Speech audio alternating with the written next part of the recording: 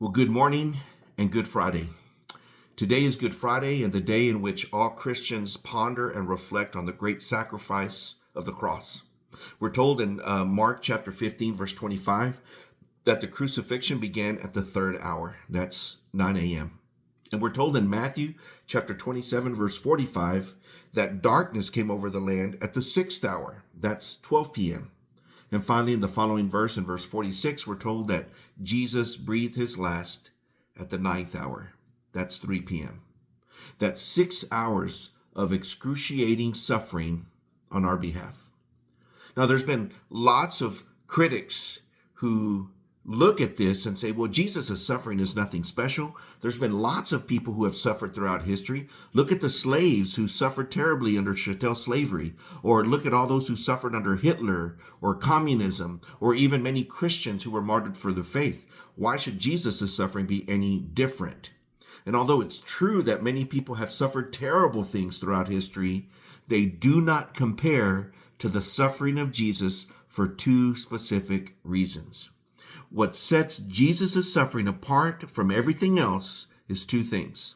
Number one, no one except Jesus ever suffered willingly, voluntarily for others.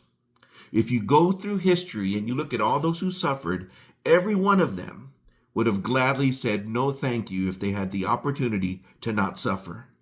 Only Jesus willingly suffered, and not only suffered, but suffered on someone else's behalf. And that's what makes the second reason so important.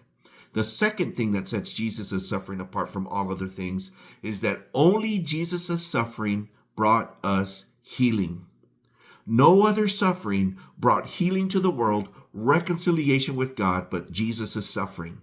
1 Peter chapter 3, verse 18, for Christ also suffered once for sins, listen to this, the righteous for the unrighteous, to bring you to God. He is the righteous and we are the unrighteous. Jesus' sacrifice and his suffering alone did that. And there's no passage that says it better than Isaiah 53, verses 4 through 5. Surely he took up our pain and bore our suffering, yet we considered him punished by God, stricken by him and afflicted.